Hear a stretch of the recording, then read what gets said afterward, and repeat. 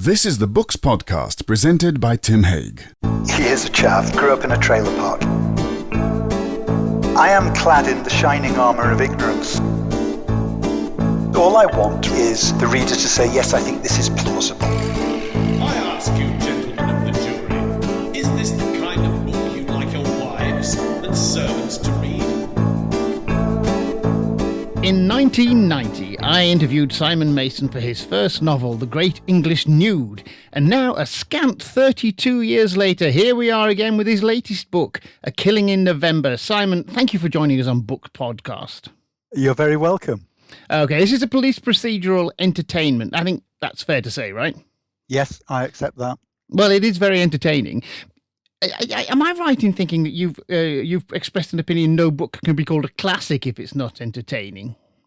Yes, I did do that, actually. One of the book projects I've worked on since we met was the Rough Guide to Classic Novels. And in that, I said that very squarely. I don't think it can be a classic unless it's entertaining. And I said that because I think the test of a classic is whether or not the common reader, large numbers of readers, agree that they want to keep on reading it. And I think they only do that if it's entertaining. So in other words, not because it's worthy or because it's on a reading list or something, but people agree that they enjoy reading it. So that's why you've started this series. I think you've set it in Oxford. It's a police procedural. I have to ask you, did the ghost of Inspector Morse intimidate you at all? I am clad in the shining armour of ignorance, I'm afraid, when it comes to Inspector Morse. I haven't read any, and I'm aware that that's a fault. But in a way, there was an upside because I wasn't intimidated. The danger is I'll have duplicated or done something else by not knowing. But anyway, I didn't know. I don't know the novels. Well, actually, the TV shows were better than the books, so don't worry about that. But if you are in Oxford, obviously, and as Inspector Morse, I think, would tell you, you have to go a bit town and gown, don't you? Because Oxford has some of the most rarefied and affluent parts of the country, as well as fairly insalubrious pockets of deprivation and underclass. Now, your principal detective, D.I. Ryan Wilkins, comes from one of these milieux. He's a chav, right? He is a chav, that's it. Grew up in a trailer park, yeah. It must be a challenge coming up with an original detective, because, the hard-drinking divorce gambler with a hidden code of decency has been done to death. So tell us about Ryan. He's cut from different cloth. Yeah, and again, my shining coat of ignorance maybe is a good thing because I'm not so aware of all the stereotypes in detective fiction. And Ryan just simply, like I think lots of writers would say this, he wandered into my imagination. I live quite near a trailer park, and so I cycle past it every other day. And I got thinking about, I was seeing these guys walking around. I got thinking, if you saw them, in the baggy trackies and the loop jacket and the plaid baseball cap, you drinking an energy drink and smoking and just hanging around, you might think, oh, there's a member of the criminal classes. But I wanted to try to complicate that stereotype by having a character who might have no manners. There are lots of people in the world without any manners, but might nevertheless not be, stupid, as you might assume, not be a waster, as you might assume, but might have done something with his life, might in fact be a good father, lots of other things. So it was the character of Ryan that I began the story with, really. When we talked about the Great English Nude, you based the character of Fluck on somebody that you knew. Is Wilkins based on anybody, or when you say he wandered was he just come from whole cloth? Yeah, he did. He's not based on anyone. He's an image that stuck in my mind, and I started trying to think him through. He has a problem with privileged elites, doesn't he?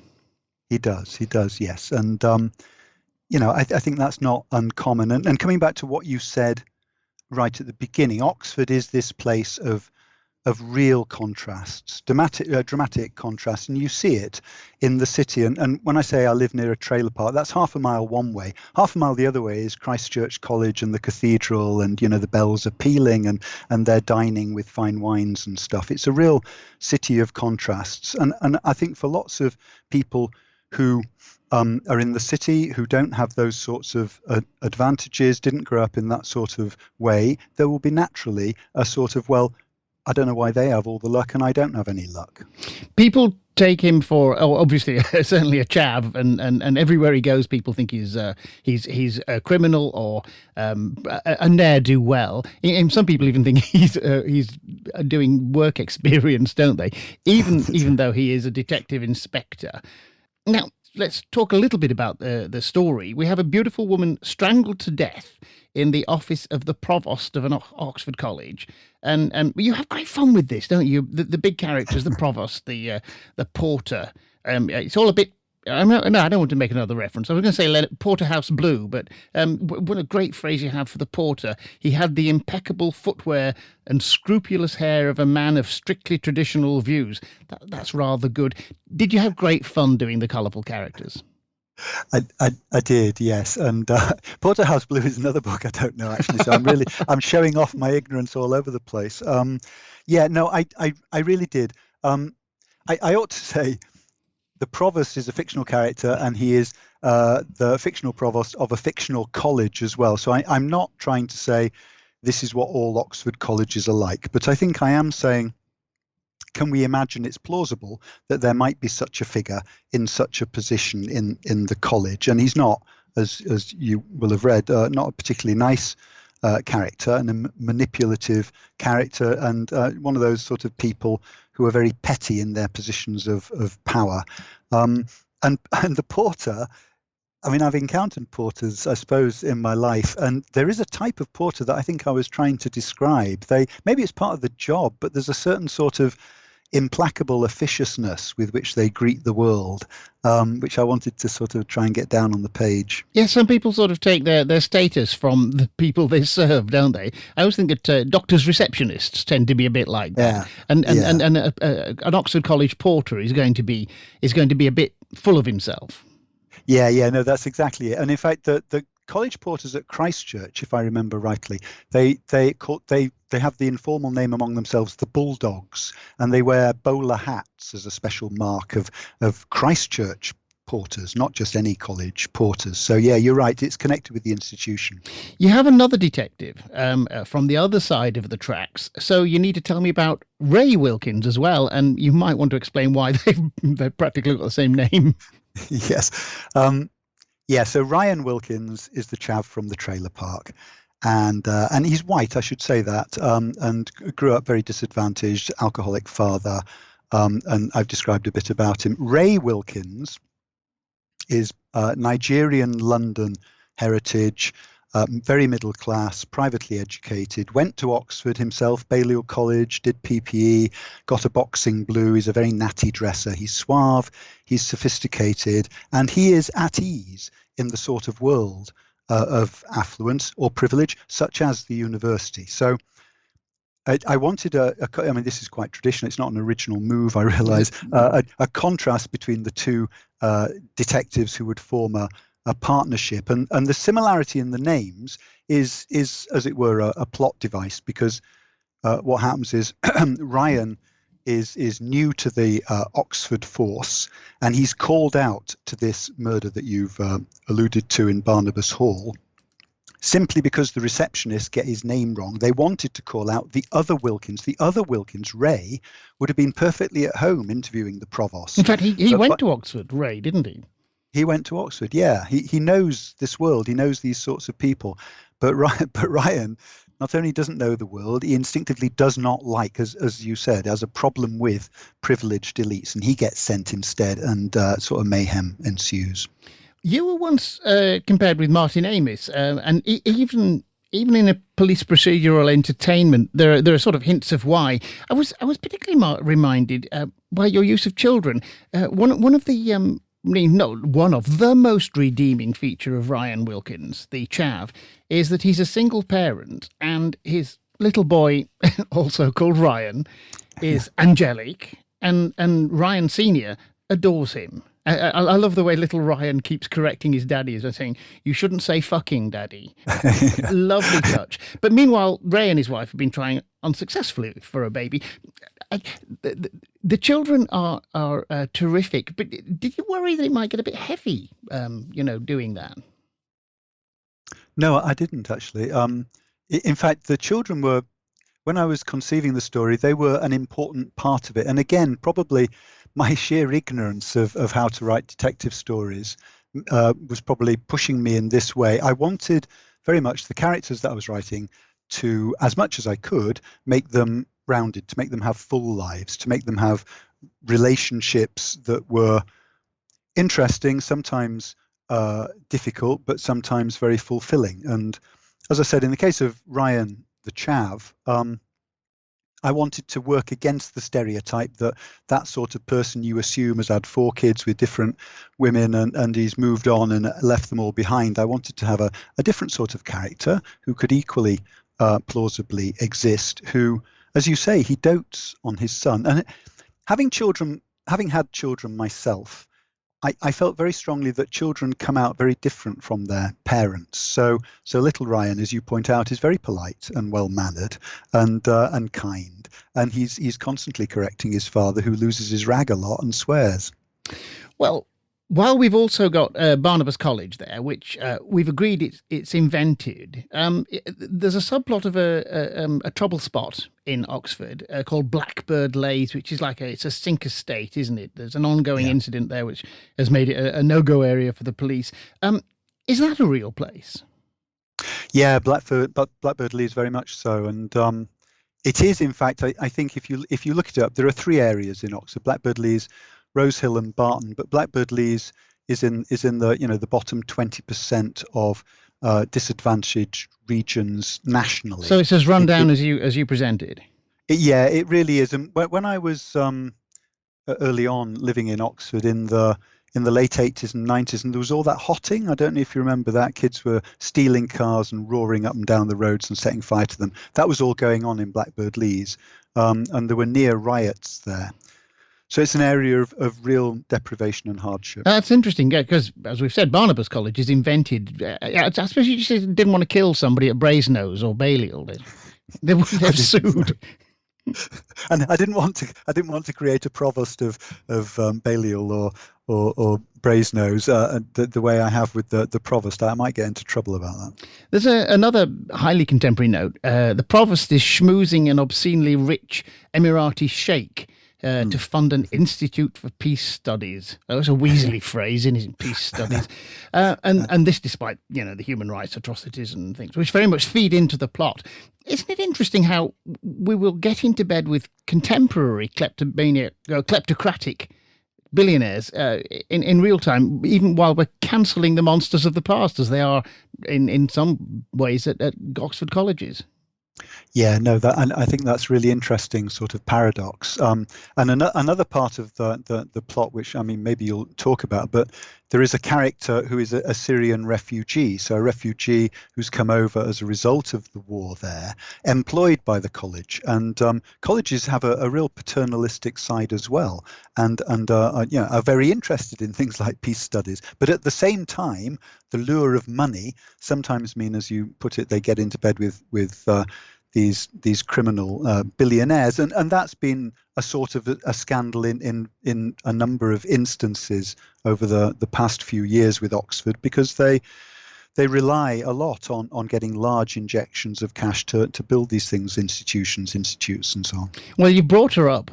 Tell me a little bit about her, about the trafficked Syrian woman. Yeah. I can't remember where she began, to be quite honest. And a lot of my early thinking about a story is sort of the form of daydreaming. And I think in a way she sort of strolled in, a bit like Ryan, in a rather different way. And I became interested in her. And as soon as she appeared, I thought, well, that's very interesting in the context, as we've just said, of a college that is also courting a billionaire from that part of the world. And I wanted, I suppose, to just try and explore a little bit the experience of what it might be like for a refugee coming here, the ups and downs, but not just the reception of such a person in Britain, but how they might actually feel. They're frightened, they're on their own. they're maybe as she is, very religious and clinging to belief systems that might give them some sort of comfort. Oh, she's very intense, isn't she? She's very religious. She's very sincere. She's very religious and sincere. So that's a really interesting thing. I think that, she is very religious, and therefore there is a tendency for the English people around her to think of her as an extremist, maybe some sort of links with a terrorist base. But on the other hand, her religious belief is really sincere, and it is something that gives her comfort after absolutely appalling experiences in Syria. I was going to ask you about your influences, but I think we've more or less dealt with that. You eschewed the idea of finding, looking into your contemporaries or your past writers. What about research? It's a police procedural. Did you go and talk to the police? Did you follow them around, or did you just make it up out of whole cloth?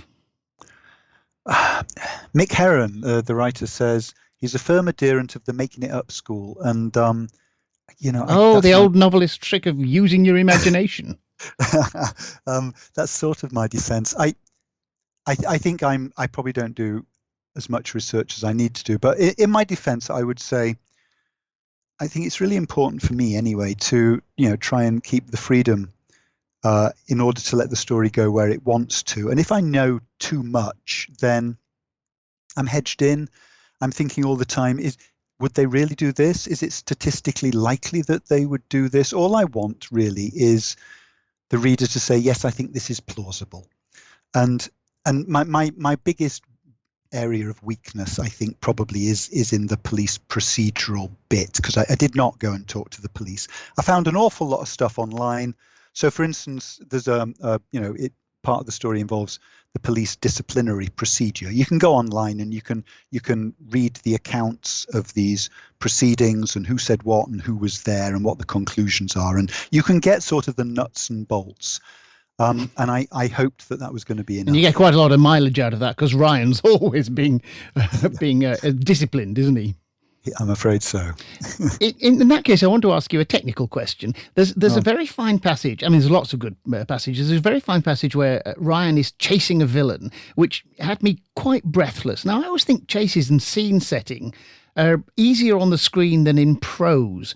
In a book, you often have to take it on trust that it works. How hard do you find the action passages?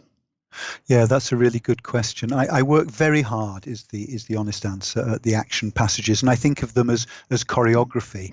So I don't just think, basically what will happen. I try to work out the movements within the general chase to try and give it rhythm, to try and build tension and suspense and maybe misdirection. And I try to throw in as much as I can to keep the chase as interesting as possible, but for me they require quite a lot of work. Well, this is the first of a series, I can tell. I want to ask you another technical question. How do you approach a book differently when it's a series rather than a standalone? I think at first there isn't really a difference for me. I'm thinking of a particular story. With a police procedural, I mean, there is an inbuilt sort of expectation that if you are doing such a thing, then it might turn into a series, because that's quite a common phenomenon. But as far as the story went, I just began with the first story. But the way this worked, in actual fact, was I'd written 3 crime novels for young adults, and the publisher of River Run, John Riley, read one of them and got in touch with my agent and said, would Simon be interested in writing an adult crime novel? So I had a chat with him, and I think in that very first chat, he sort of outlined what he likes, and one of the things was, I like a series. I think publishers love series, don't they? If you can hook the public, sort of Richard Osman way, you're made for life. Yes, although very often it's just a fact that series go off. So not all of them continue, but you're right that what the publisher wants is a successful series, because then it all works together. All the sales of all the books get greater, and there's more interest from TV or film or whatever, and the whole thing sort of builds collectively. when I was writing the story, I began with the story, but quite soon on I was thinking, well, if this does turn into a series, then I've got 2 characters here and I could maybe do other things with them later on. Oh, very much the odd couple, yeah. Yeah. Well, Simon, it's great fun. I enjoyed it enormously. So thank you very much. Simon Mason, A Killing in November, is published by Riverrun at $14.99, and it's a good read. Thank you. Thank you, Simon. That was Books Podcast, presented by Tim Haig.